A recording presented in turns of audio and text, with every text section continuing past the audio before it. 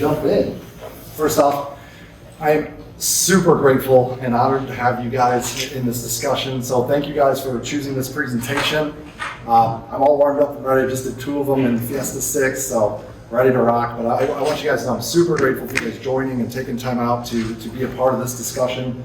I want to positively change your life today, and that's my main goal. Thank you. So today we're going to be talking about how to create a culture of employee and customer retention. My name is Kelley. I'm known as the Carbiz coach in our industry, but really I'm a father of 3 awesome kids, a husband of 18 years. I'm also a special operations combat veteran and the #1 best-selling book author of The Visitor. And I just, within the last week, super excited to announce my newest book, Learn to Coach, Learn to Lead, which you can pick up from my booth. All I have to do is schedule a free coaching conversation with someone from my team, and I'll give you an autographed copy if you come buy my book. That being said, most importantly, why I'm here today is I'm the CEO of the premier coaching practice in the automotive business. We help automotive leaders achieve great results through their people and technology with a very unique approach to people development. We have a top-down and grassroots approach, and as such, we get to really take a peek under the hood of the inner workings of your dealership, your service department, and your management team, and each individual on your team. So we get to really kind of take a peek under the hood on what their thought process is and their mindsets, and we get to help develop these growth mindsets and help people grow as people. And we believe that when you grow your people and the individuals on your team love coming to work every day, they're going to be more productive. They're going to be more successful. They're going to stay with your company longer. And today's presentation is going to help you guys clarify how does culture impact both employee and customer retention, and how to build a culture of that. You're going to learn how to leverage the motivation requirements and success perception to retain your people and your customers as a leader. And thirdly, you're going to be able to develop retention through your leadership routine. Hey Keith, what's up, man? Keith's awesome. Through your day-to-day activities and your leadership routine. So those are the 3 takeaways you're going to have. And it was very humbling after the last few presentations. Several people stopped me and they were like, no one's talking about managing a store like this. This is like different, and in a good way. And I want you guys to leave here thinking totally different about the way you lead and manage your people in a good way. So this is a very common saying. A lot of us have heard this statement. It's a quote from the famous Peter Drucker. He's an executive, and he said, "Business goes where it's valued and stays where it's appreciated." How many guys do agree with that statement? Fair enough. So I bolted on a little 3-word sentence to that. So do employees. Employees are no different. They also go where they're valued and stay where they're appreciated. But the word valued is so vague and nebulous, so I'm going to help crystallize that with you guys later. This will be the overarching theme for today's content. And I've got a real dealership group case study to share with you guys where you can see the impact of this. So we'll start off with some stats. About 2.5 years ago, we started working with the fixed ops department in this 4-store group. And since then, they've had 2 consecutive year-over-year 125% plus increases in their customer retention. And customer retention is kind of the bedrock for your business's future. Without customer retention, what do we have? You know the saying, sales sells the first car and service sells the rest. You guys agree? Raise your hand if you agree with that statement. Okay.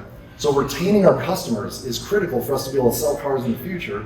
And now, but what about customer retention? What's the benefits to it? Like, let's say we drive it up. How does that affect profit and things like that? We're going to talk about that as well. But this is this dealer group's case studies around this, and if you look at it, they're above the region in every range. But 1-year customer retention, they're over 90% in this report. But I think about 3 months ago, we saw a report where they were at like 106% retention, which means they're not only retaining 100% of their customers within the first year, but they're also taking retaining 6% from their competition. And then look at this 3 to 7 and 8 to 10 year retention numbers. Keep in mind, when 2.5 years ago, these guys were bottom in every category in the region, and now they're over 45% in the 8 to 10 year customer retention mark. I think it's Stellantis as a whole, about 8%. And where do most of your customer pay tickets, your highest profit RO tickets, where do they come in? right over here. So if we can drive up both the short-term and the long-term retention, what will happen to our dollars per RO, our profit? What you're looking at here is their average profit. When we started coaching about 2.5 years ago, they were just under $200 per RO, and now they are consistently over $400 per RO. So the money is real and the impact is real, but moreover, everyone loves coming to work even more because they have relationships with their customers. Their customers trust them. They don't get attacked by their customers all the time, which a lot of service advisors we coach, we hear they're frustrated with the engagements, the type of engagements they're having with their customers right now. And people that, when you have a relationship with someone and you can't deliver due to a part or something along those lines, they're going to give you a little more leeway. And they're going to give you a little more latitude, and they'll be okay with things not going perfectly every time. And that's what it's all about. It's about helping you guys get these results and love what you do even more. And if I asked everyone in this room, okay, if you were going to drive up your customer retention, what's 1 or 2 ways you'd go about doing it? Probably about 20 people in here. How many different answers do you think we get? Right? Okay, that's one way to do it. What else? How else would you? Who would do something different than the atmosphere? Some people say, I'll do an outbound BDC. Some people say, I'll increase my marketing budget to retain. There's 1,000 different ways to skin that cat. And in a 50-minute presentation, I can't teach you all of them. You know what I'm saying? But there is one commonality with dealers, service departments that have high retention, is they also have high employee retention. At least that's all the car motivator dealers we coach. That's what we're finding. And of all the car motivator dealers we coach, we only have one that still needs to hire techs at this point. And we've only been working with them for about 90 days. So I blame it on that, but we're getting there with them. But most of our clients, they retain their people. These guys are no different. They haven't lost a service manager or service advisor or anyone in a long time. But if you want to build a culture of retention, you have to be very intentional about it. It does not happen on accident. And we're going to talk about how to build a culture of retention intentionally. First, you got to meet Steve. Steve, the service advisor. They're going to love Steve. He's also taller than me, Dean, for the record. Big guy. So when we started working with Steve, we were giving him observational coaching. That's where you watch someone playing the game and you try to help them improve how they play. Steve was, at that point, was the lowest earner dollar per RO wise. But Steve, we've since, if you saw that report earlier, you saw that he is actually now earning $418 per RO, which is great. So Steve actually, he was checking in a customer, and it was a lady. She hadn't been there in 2 years. And he said, "Hey, I see you haven't been here in 2 years. Thanks for coming back. Where have you been going?" And she said, "Been going to the Jiffy Lube by my house." He's like, "Oh, okay, cool. Well, welcome back." And he kind of walks off to get a VIN number, and the coach working with him is like, "Hey," so he asked the customer, "Hey, what's been getting in the way of you coming back here?" And she said, "Well, can I be totally honest?" He's like, "Yeah, please do." And she said, "Every time I was coming in here after I bought the car, there was a different advisor. And it's really hard to have a relationship with someone you trust. So it is kind of like 30 minutes drive. There's a Jiffy Lube by my house, so it's more convenient. I can get it done faster and it's cheaper. Not the brand we want to establish as a whole, right?" So she shared that with us, and that reinforces the fact that if we can retain our employees and they can establish relationships with people, that they're more likely to trust us and come back to us and stay with us. And in any engagement, whether it's with your customers or whether it's with one of your employees, you're either building them up, making things better, or you're destroying. This is the mindset that we've got to adopt as fixed ops leaders, okay? There's no gray area, there's no in between. You're either building or destroying. Case in point, when she came in 2 years ago, 3 years ago, whatever it was, and she had an undertrained service advisor, and then dealing with an undertrained technician, what was the experience like for her? Someone she didn't know or trust or whatever. What happened? She ended up going to Jiffy Lube. In that engagement, we destroyed the relationship, and she chose to go elsewhere. How many of you guys have direct reports? You have employees that report to you. You're a manager of some sort. Raise your hand, please. Okay, a lot of managers in here. Good. It's no different with your employees, my friends. In every engagement with your employees, you're either building or eroding. Have you ever left a conversation with one of your employees just feeling drained and exhausted, like you just pushed a broken down train up a hill and you're like, "Oh, that didn't go." Think about what happened, building or destroying there. Destroying, that's right. So what I want for you guys, I want for you to have the best engagements with both your customers and your employees so we can build them and get to the point where we love coming to work every day and we can't stop the success. And I'm going to show you guys how to do that So check it out. There are 4 elements that we can do to intentionally start building a winning culture. But before I tell you the 4 elements of a winning culture, I'll give you a quick story that kind of reinforces this and sets the stage. I'm from Missouri, and we've got this river it's a big river, and it's literally called the Big River. And we used to swim in it when we were kids. In retrospect, it wasn't the safest thing to do. But, you know, you're raised in the 90s, that's how your parents treated you. So there's no helicopter parenting back then.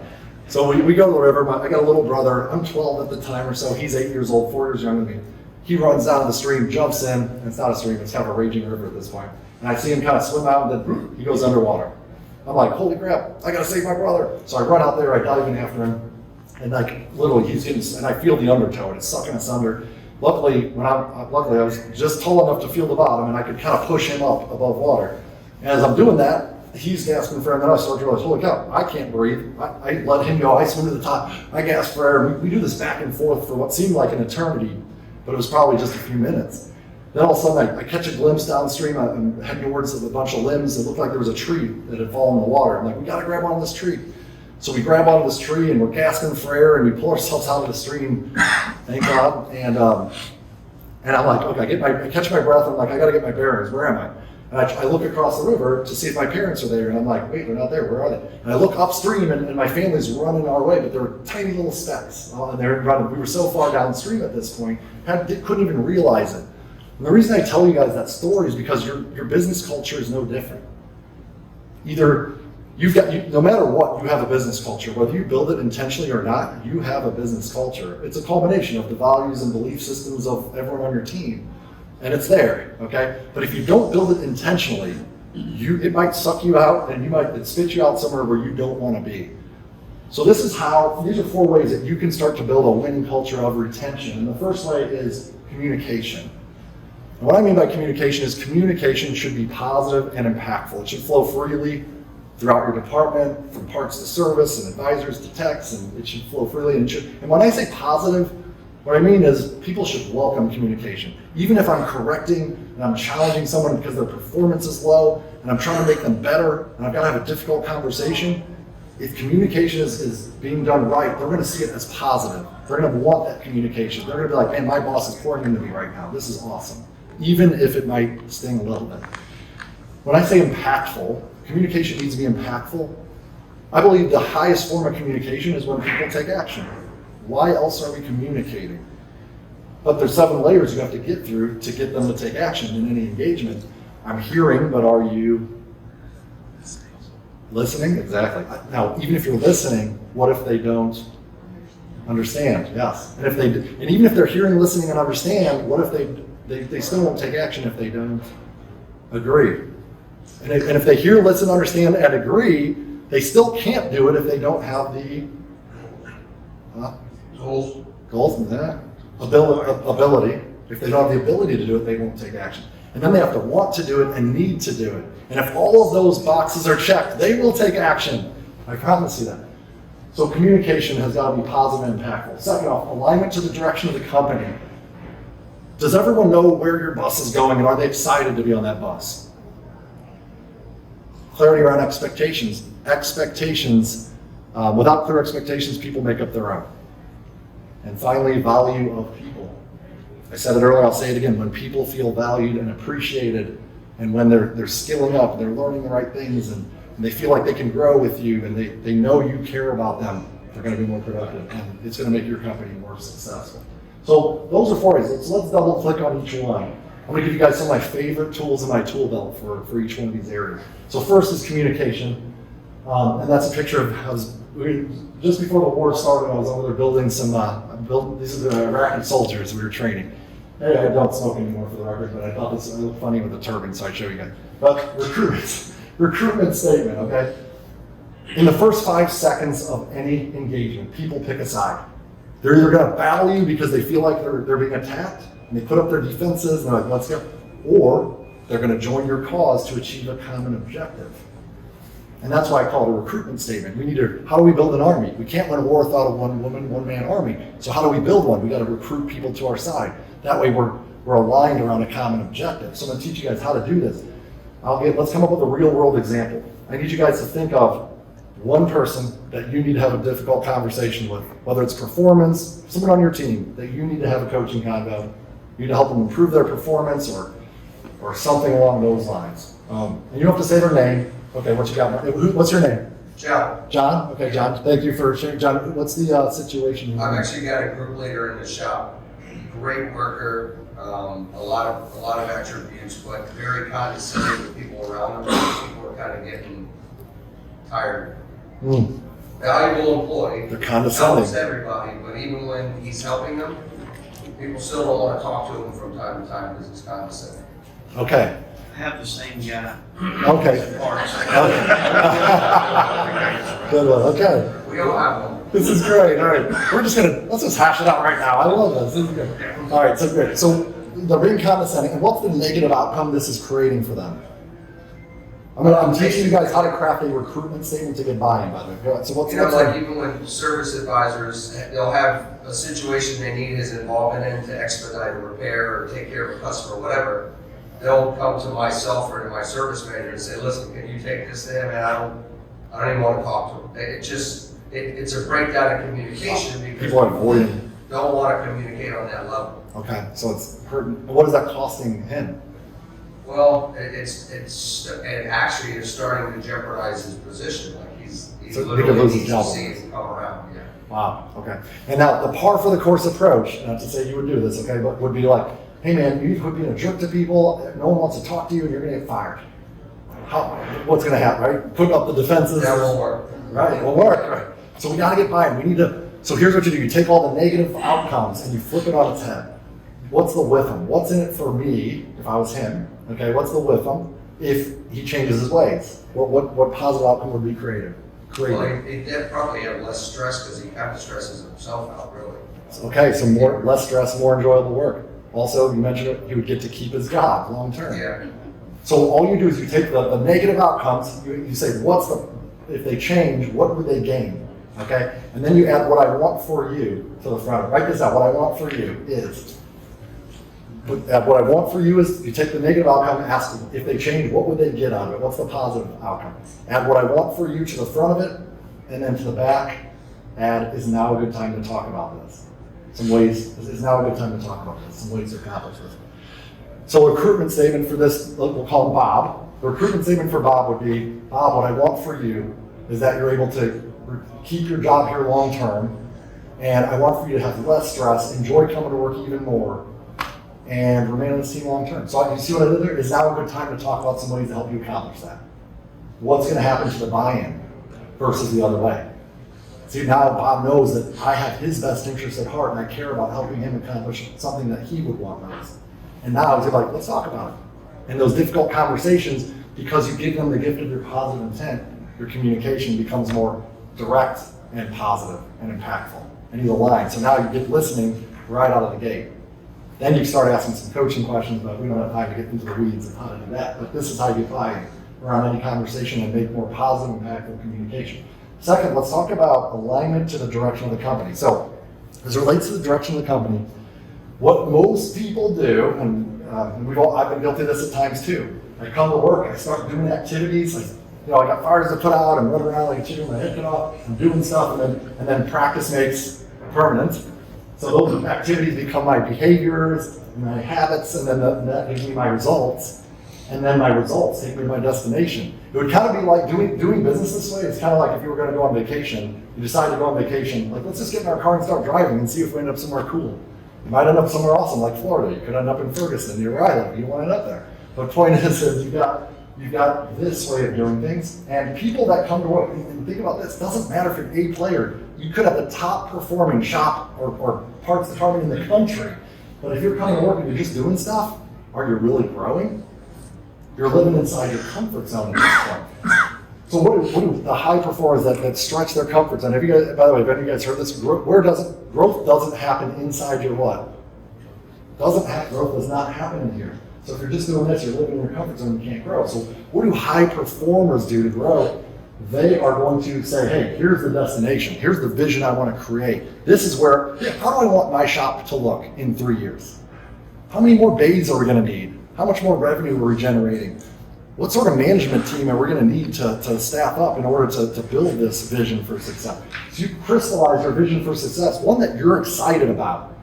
And then you bring your team in on it, you get them involved in building this vision. And then you set goals and benchmarks to accomplishing that. And then you figure out what behaviors need to become part of the day-to-day routine for each person on the team. And then you figure out what action you need to take. And even if you're an A player and you're already kicking butt, I promise you there's a whole nother tier, because even Michael Jordan, who's an A player, had a coach on the sideline watching him play the game, challenging him to be better. So if you create this vision and you challenge your team to help to move towards that, now you're stretching your comfort zone. And that's where you get your growth. And then you take this to your employees and they start thinking, hey, I'd like to be the new extra manager. Maybe I'd like to get a promotion. And how do people come to work when they feel like there's a chance that they can move up in their company and get a promotion? Yesterday, I've been having amazing conversations with a lot of you guys in here, a lot of the area managers. Yesterday, I had 2 different service managers, and I asked them, how long have you been at your dealership, and how'd you end up there, and stuff like that. 2 in a row told me, well, I actually was a service advisor, but I was stuck in my career and I couldn't move up, and I ended up, seeing a job ad for a service manager online and going there instead. And so now that's how I became a service manager. And I asked them both the same question. If at your last job, you felt like you could move up, if you were being developed, and would you have stayed there? And guess what they both told me? Yeah, I would have. Yes, absolutely. So create that vision and figure out where everyone on your team, how they want to fit into that vision. And this is the car motivators company car. I'm just kidding, not. But the reason I have this creeper van here is because as it relates to clarity on expectations, when people don't have clear expectations, they're going to make up their own. And usually their own expectations are not good. They're not good for you, not good for them. In talking to a lot of the area managers, and I'm absolutely honored to be able to coach a lot of the area managers in some of the business centers, and we have some phenomenal coaching conversations. And I've heard several recently tell me that I'm like, what's your biggest challenge we should coach on? And they're like, turnover. I'm like, turnover at what level? And they're like, turnover at the service manager level. There's a ton of service manager turnover. And I'm like, what's causing it? And we start kind of figuring out all the reasons that the turnover is coming from. And they're like, well, it's a lot of times these people, they get hired on and they think, the service manager thinks they're going to get paid X amount or Y amount. And then it's a whole different picture. And they think their schedule looks like this, and then it's different. And they think their job responsibilities are this, and they're different. And they don't know. And if people don't have clear expectations, they make up their own, and they're usually not good. And as a result, then the owner's expectations aren't met, the service manager's expectations aren't met, and guess what's going to happen? We're going to shake hands and part ways, hopefully as friends. So how can people win the game if they don't know the rules? And the same dealer group that this case study is all about, we start, so this is Justin and I, Justin, my director of fixed ops coaching guy. Say hi to Justin back there if you don't mind. The handsome fellow right there. So Justin, he kind of snores at night. We've been sharing her the last couple of days. And he did okay sleep. We did have a 3:16 a.m. fire alarm go off too last night, so that made for an interesting night. So, but I'm caffeinated, ready to crush it, as you guys can see. But Justin and I are coaching with this dealer, and the dealer principal of this group says, Sean, I'm gonna have to fire my service director, and it breaks my heart. I was like, why does it break your heart? He goes, because he's been super loyal to me for years. I wish I could return that to him. He goes, why do you have to fire him, man? He's like, because he's not getting it done. Like every time I go to the 20 group, we're on the wrong side of the page. And then I go, well, what do you do? How do you try to address it? Because I go to him and I tell him we're on the wrong side of the page. And he starts making all these excuses and he tells me why he can't do it. And it's really frustrating to me. I leave there feeling like, and I get mad at him, and I leave there feeling like I just pushed a broken down train up a hill. Okay, so I'm like, what have you tried? And we go through the list, and then I say, what haven't you tried? And he goes, you know what? I haven't tried to have you guys coaching yet. Let's give him some coaching. So we start giving him some coaching. And this is a skilled, tenured service director. He's been educated, he's been to schools, he's been trained, he's proven that he can get the job done in other cases, but he's just not here. And he's got his own challenges, right? He's got a 3 OEM service drive that he has to deal with. That creates some unique challenges. We start coaching with him, and it was amazing, the jaw drop moment. So Justin and the service director come to the meeting with me and the dealer principal, and the service director's like, boss, I gotta apologize to you. He's like, why? He goes, I've been telling you 300 was it, and we did this capacity assessment to figure out what he can actually accomplish. And so I've been telling you 300 is it, well, I think we can do 600. And the dealer like, what, 600? And he's excited and like doesn't understand. How did you go from like 300 zip to this? And he's like, Justin helped me figure out where I was missing. Guys, we all have blind spots. We all have things in our blind spot. And that's why it's great to have a coach on the sideline watching you play the game and helping you find these things out. And by finding out his blind spots and then Justin collaborating with him and his team and coming up with a plan and setting goals, now the service director is confident that they can more than double the business. So we sit down with the dealer, we get on the same page. Now the dealer says, okay, when are you going to accomplish that by? They come up with some deadlines, and then they're all on the same page and they're all excited about moving forward. And the dealer has supported the service director since then. And it's been amazing. And they've literally, and we still have some work to do, but just in the last 18 months, we're talking a $225,000 gross increase per month for a $1,500 per month investment in coaching. Since January of this year. This year? Yes. So since January of this year. So you can't win the game if you don't know the rules, and we got to make sure that those are clearly defined as it relates to expectations. And these success stories and Justin's relationship with some of the business center managers, that's Michael Porter, some of you guys may know him, we started doing fixed ops capacity workshops in the Midwest Business Center, and that has led to a ton of growth in some of the Stellantis dealers there. Actually, several have come up to us at this conference and said, man, when I went back there, I changed my schedule to 410s, and it's had a huge increase in our capacity. And because we want to help, we want for you guys to be able to service and keep your customers and retain them. So there's a future, a bright future for us all in the car business. So we want to do these in the rest of the regions. And if you're interested in that, just put a bug in your area manager's ear. And I'll let them know, be like, hey, can we do some of those capacity workshops? And we'll spend a day with you. They're interactive. We build a whole plan throughout the whole day. It's really fun and everyone loves it. As it relates to expectations, this is critical if you consider yourself a leader. Expectations are a two-way street, okay? Expectations are a two-way street. What I often find in business is expectations only go one way, they flow downward, right? So employees know they gotta be here at work at a certain time and they better get this much gross or whatever, this much hours per hour, or they're gonna get fired. But then if you ask the managers, what do your people expect of you? It's like, do we know? So knowing expectations are a two-way street is absolutely critical. We'll play a little game on this one so you guys can kind of see how this goes south when you don't know your people's expectations. So I'm gonna ask you guys this one question. If you weren't meeting standards, if you were the employee who wasn't getting the job done, so to speak, that people were scared to come up to and communicate with, okay? Let's say you were that guy. How would you want your boss, your dealer, to hold you accountable? How would you want them to address it with you? Serious question. Think on that for just a second. Okay. Well, let me ask someone. Let's see, Chuck. What do you? How, if you don't mind me asking, how would you want to be held accountable if you were that guy? I believe it would be fair to have a very honest, straightforward conversation. Okay. Straightforward means very honest. Okay. Be very honest. And what type of forum is like that? A one-on-one. For one-on-one. Okay. Positive conversation, you would hope. Okay. Make it positive, individualized, one-on-one, and very direct. Okay. Out of curiosity, anyone in here have totally different answer for this question? Anyone in here like, just tell me, even if it's in a meeting, just tell me that I'm screwing up and I'll change. Anyone in here for that? Okay, got a couple head nods back there. So the last group was much more split. Who nodded their head? Who said, yeah, just tell me straight up, I don't care if it's in front of people. Okay, you back there? All right. So we have a guy back there. He's like, just call it out, tell me in front of everyone. Cool. Now, what if you were his boss? What would happen? Oh, yeah, I probably call him for everybody. And then he leaves at me like, my boss is a jerk. I can't believe you called me out in front of everyone. And that's the thing. When we learn about the expectations of our people, we avoid all these miscommunications. There's this thing called the golden rule. We've all heard about it, right? It's do unto others as we have done unto ourselves. But as it relates to leadership, there's something even better, and it's the platinum rule. Do unto others the way they want to be treated. So as a leader, if we learn our people's, the individual, our team's expectation, and yes, it's not easy to learn everyone's expectations when you have 20 direct reports. And then yes, you're going to find that they're all different, and then you're going to be like, holy cow, I really have to tailor this, and you're going to screw it up. Okay, you can't get it right perfectly all the time because you're human, and that's okay. You're a leader, you don't have to be perfect. But by trying to meet their expectations, how does that make your people feel about you as a leader? And they know you care. And then when you mess up, you can apologize for it. I do it all the time. I screw up all the time, don't I, guys?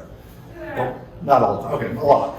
But I always apologize when I do. All right, so how can we build this intentional culture of success? First off, giving positive, caring, impactful communication. That's number one. Using that recruitment statement approach. 2, creating a vision for success and including your team in building that vision, finding out how they want to fit in. 3, clarify benchmarks, job roles, and expectations. And remember, two-way street, learn your people's expectations. It's just as important as you sharing theirs. And 4th, and we're gonna double click on this one, showing your employees how much you value them. Show your employees how much you value them. That will help you build this culture of intentional retention. Now let's talk about showing your employees how much you value them. All right, got parts managers, parts directors in here. Raise your hand for parts, okay? Got parts gurus and parts gurus, awesome. All right, so if you were going to, what's more valuable than your parts inventory? Employees, yes, okay, fair enough, I agree. They're definitely an investment. It's funny how payroll expenses on a dealer's financial statement, it kills me they call it payroll expenses. I think they should be called people investment money, because that's what you're doing. Like, you get an ROI out of your people, especially when you invest in them.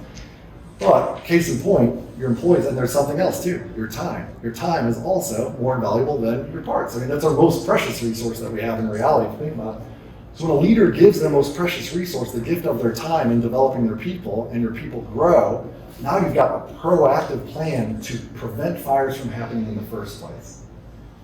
And when we don't have to run around putting out fires because we've invested in our people and got a team of proactive problem solvers, what does that do for our satisfaction as a leader? If you didn't have to put out fires because your people did it for you, pretty powerful stuff. So in years of failing as a manager, so before coaching, I call it the BC era. You can read about it in my book. I would try to tell people what to do. I'd try to sell them on what to do. I'd try to, and then eventually if I got frustrated enough, I might yell at them, try to get them to do something. Not much of a yeller, but every time I was doing that, I was destroying and not building. And I would cause people to quit. And I always had this frustration, like I was retaining 80% of my advisors and sales team, but I had this 20% churn, and it freaked me out. I'm like, how come I can keep soldiers alive in combat, but I struggle to keep a new advisor, kicking butt at my store? Like, how come I have this turnover? I'm positive, I'm motivational, like what's getting on? Then I learned to coach and change everything. But before that, all the people that would quit on me, at least I had a good enough relationship where I could be like, hey, why are you leaving? And they would be honest and tell me why. And I would get all these different reasons, and what I found was that almost all the reasons for people quitting fit into one of two buckets. It was either what I call success perception, so their perception of their success that they can have with my business, or it was the motivation requirements. The motivation requirements weren't being met. And I don't know where this came from, but I decided one day I was going to kind of plot these things out on a graph. So I started plotting them out on a graph, and that led to creating my inspired satisfaction cultural assessment. And using this, you can predict and prevent employee turnover. And we do this for all of our coaching clients, and it has a big impact on your ability to retain your people. So when I was in the Army, I was in psychological operations, and our job was to try to influence a target audience to help meet national, U.S. or supported unit objectives. And we had a saying, perception is reality, and because what we found was that how the Iraqi people or the Bosnian people perceived us is how they behaved around us. So if they perceived us as saviors and we were there to help them, they showered us with gifts and they wanted to help us and they'd give us the information we need to save people's lives. On the other hand, if they thought we were evil and we were the enemy and we were out to get them, they didn't really like us and things didn't go so well, and they might help the insurgents put roadside bombs in the road and things like that. So there's a big difference if they perceive you, and our employees are no different. So on the success perception, the y-axis, okay? You got, number one, do I have the right work? Number two, am I being treated fairly as it relates to the rest of my team? Do I have skilled coworkers that I can rely on and trust to help me get my job done? Past work life, like what was my last boss like, compared to my new one? What was the last job I had? How much did I like it compared to this one? Harvard's earnings potential. Am I able to grow my revenue and income here? Or is the potential not there? I feel like I've capped out. Outside recruitment, am I being recruited by another business or another dealership? Work-life balance, do I have the right work-life balance? Is my family happy with what I'm doing? That's a big one, man. I'll tell you this, when I put my dealership before in my family, which I did for years as well, my wife was constantly trying to get me to change careers. And that wears on you. Because we as people will destroy what we resent. If we start to resent our job, we're never going to give it our all. Financially satisfied, can I pay my bills today? And then what about other industries? Can I earn more or have a better success perception? Have any of you guys lost a skilled tech or advisor to another industry altogether, other than the car business? Yes, okay. Where did they go?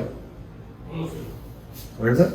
Oh, doing torque and oil. Oh, you're a Texas. You got the red. You're a Texas dealer. Tough. That's tough down there. They can make big bucks. Where'd yours go? Commercial sales. Commercial sales. Okay. Wow. So yeah, these are the success perception. Then on the y-axis, you got the motivation requirements. Am I valued? Does my boss care about me? Am I being recognized and appreciated the way I want to be recognized and appreciated for a job well done? Does my boss ever thank me when I go above and beyond? Am I independent? aka, do I have autonomy? Am I free to make my own choices? Is my opinion valued? Fulfillment, am I doing my job for more than just a paycheck? Like, does it actually mean something? That's a big one, man. You want to motivate people? Help them uncover a purpose. Aspirational coaching accomplishes that. Skilling up, am I mastering the right skills? Am I being challenged in the right way? Team cohesion, do I feel like I fit into the group? Like, am I part of the team? Do we work well together? Is work fun? Developing, can I move up? We talked about that one. Can I move up in my career at the pace I want to move up? Do I feel like I can get promoted, or am I stuck? A leader to model after. We all want a leader to model after, my friends. And I can quantify or clarify this. The 3 C's of leadership, all right? Care. Do I care about my people? Does my boss care about me? Character. Do I look up to him as a human being? Do I respect him as a person? Competence. Are they good in their role? It's interesting when you look at those: care, character, competence. If you give them the 4th C, coaching, it fulfills all 3 of those. So if you want to be a better leader, learn to coach. Finally, competition. Is there healthy competition, or is it... So these are the motivation requirements. I'm going to tell you about Steve number 2. This is Steve number 2. Steve is a master certified tech. I met him about 2.5 years ago at the dealer group. So the first time I met Steve, he cried on my shoulder. Had an awesome comment, but he was super sad. He's like, Sean, before I tell you what he said, this guy has been there for, literally been a master tech for decades. He's a guy, he flies about 60 hours a week, has been for a long time.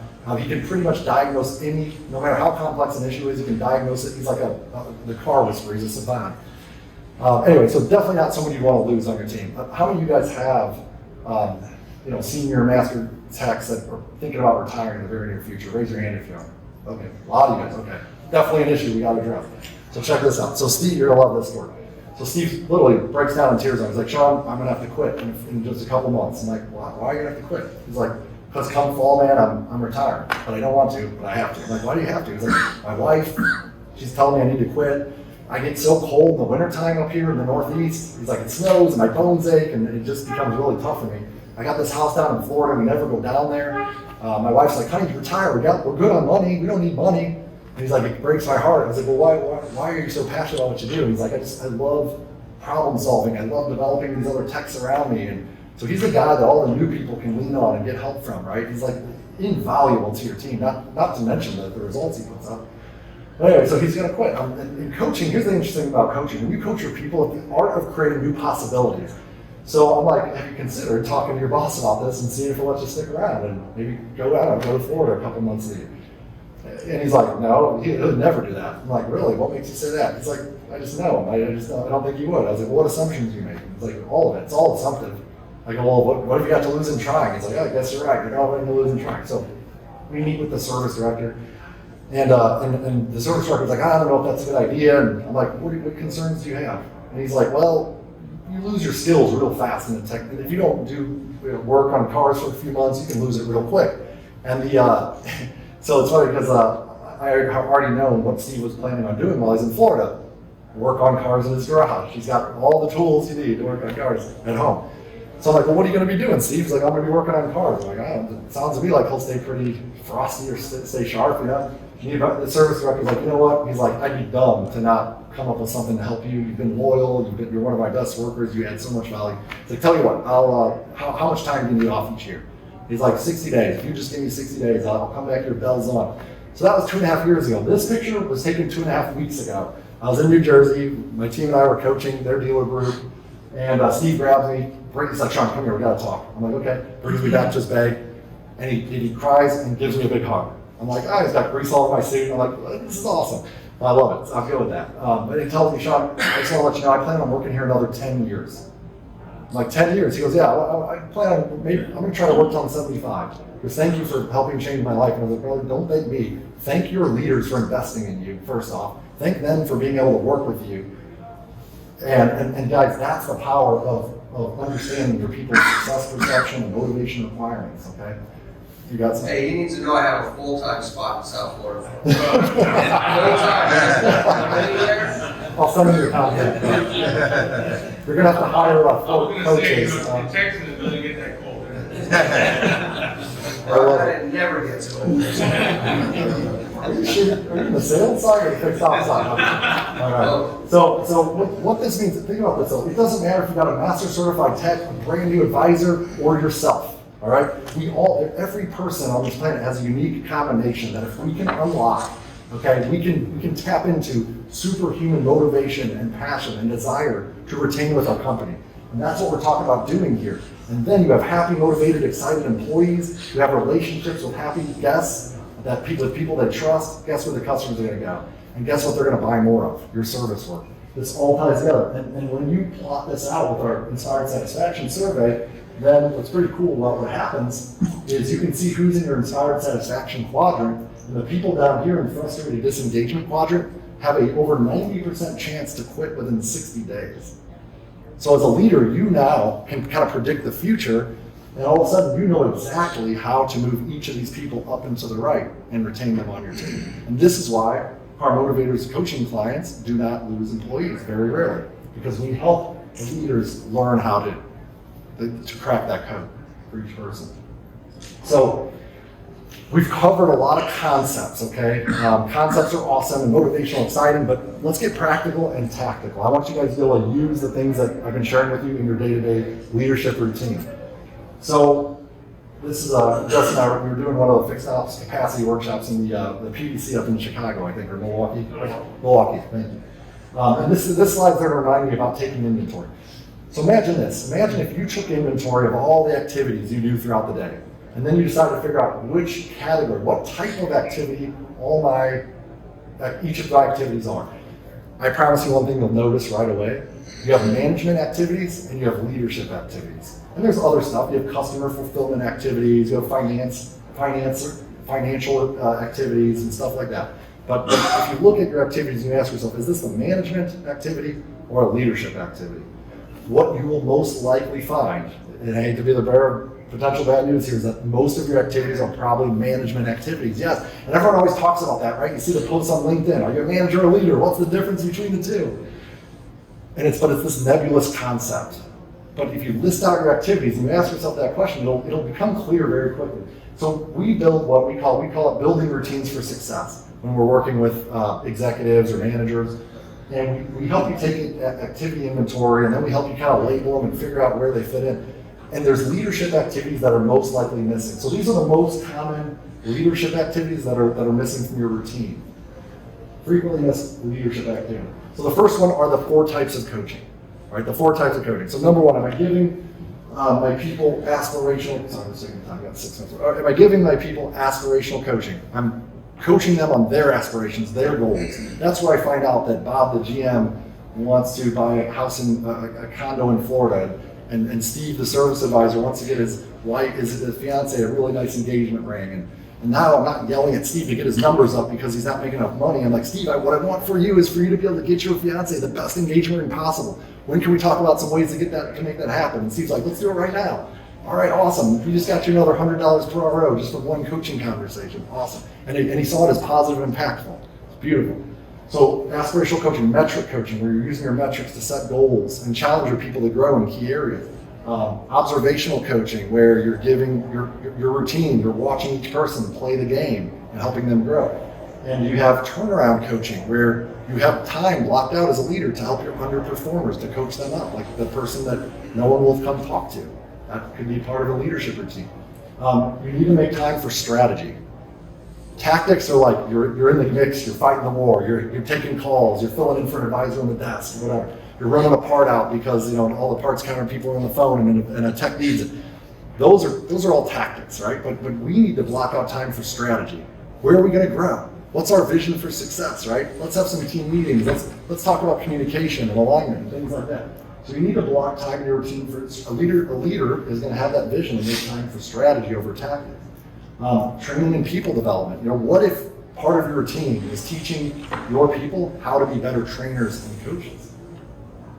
How would that help when you bring someone new into the company and everyone's pouring into them and developing them? Now you're multiplying success rather than addition to your skills alone. Meeting motivation requirements. The 10 motivators that we talked about earlier, right? What are you going to do to make work fun for your shop this week?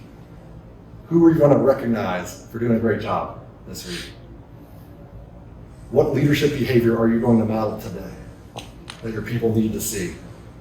All those motivation requirements can be turned into daily activities. And if you do this, okay, and you bake it can all look just like that on a calendar. You can have your phone even tell you when to go recognize someone. You just have to decide who you're going to recognize. But these are, you know who you're going to coach, when you're going to coach them, what you're going to do. What are you going to do to make work fun every Wednesday of the week? So step 1, take inventory of your activities. Step 2, figure out what leadership behaviors you need to make part of your leadership routine. And that, my friends, leadership is at the center of success for your business, your growth, and your job fulfillment. That's what builds your people instead of destroys them. It's leadership. That's what builds them. Make that your one thing. Then try to fit all the management stuff into what's left over. And what you'll find, what you're going to figure out, is the things you need to delegate out. And you're going to figure out who's missing from your team. And now you get to be a leader every day instead of just a manager. So this changes again. And finally, I think I already said it, but schedule everything else around your leadership behaviors. And now everyone's going to start saying, my boss is a leader. He's not just a manager. Not that they already don't. I'm sure all you guys are pretty awesome. And last concept I'll share with you guys, and I do have a really awesome special offer for everyone in this room, or anyone who's attended this MOPAR conference. But the last thing I share with you guys before I give you that offer is what I don't call this, it's called the sigmoid curve.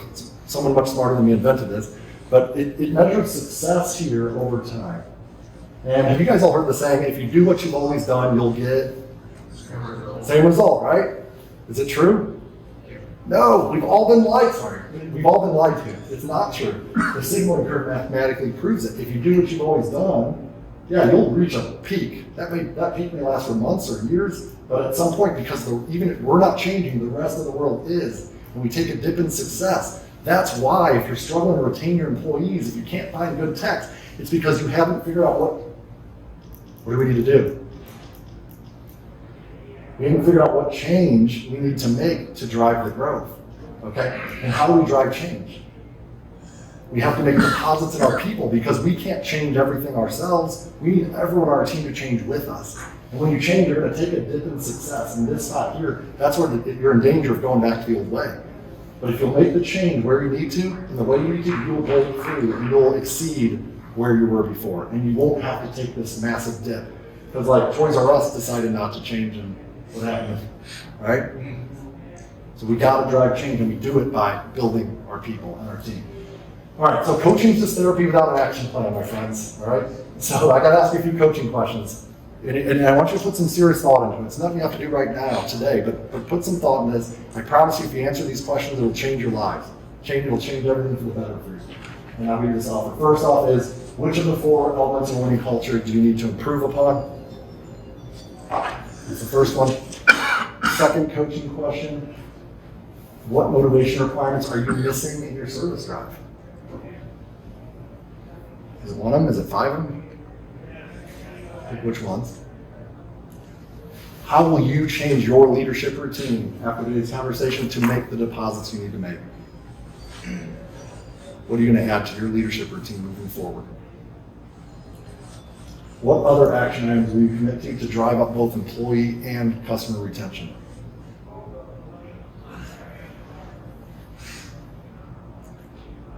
And last, certainly not least, if you did have your own coach, if you had your own Car Motivators coach, how would you use us to help you build your employee and your customer retention? Would you want to build your routine and get control of your day and feel like you're getting everything done each day? Would you want to help build the motivation of your team to eliminate the laziness that we feel like our employees have? Would we want to help you turn around your underperformers? Think about that. If you had your own coach, how would you use them? And we have a program. This is our entry-level coaching package. Everything we do customized for you, designed to empower you. We charge for this package. We do a site visit. We travel to you. This includes travel. We do a big stops deep dive. We help uncover any blind spots that might be holding your success back or could cause you to crash. We also are going to put together a detailed summary document. You get 2 coaching engagements per month. You get your own project manager and fixed ops coach, and that's normally $2,900 per month. But because of our teaming up with Stellantis and MOPAR, we've actually created a program. Anyone in this room can pick this up for $1,700 a month, and I'm not kidding you. This is for a $1,700 a month investment that could potentially give you a $225,000 per gross per month gain. It's a pretty powerful ROI. If you do decide you want to sign up during the conference, then we're going to give you a total savings of $6,000, and you can pick this up for $1,500 per month. And we'll also give you an additional half day on top of that one site visit day, along with our Inspired Satisfaction Survey of observational coaching for everyone on your team. And you have to do that by before midnight tomorrow. And all you have to do to get that is scan this QR code. Okay. We are at 215 Jeep Trail. Regardless of if you sign up for this, we care about you and we want to help you guys. Okay. And we want to give you the gift of coaching. So if you schedule a free coaching call with my team or myself, I'll give you a signed autographed copy of my new book, Learn to Coach, Learn to Lead. Stellantis leaders, it was an absolute honor to work with you today. I love you guys. Keep being awesome leaders. Thank you so much for joining me.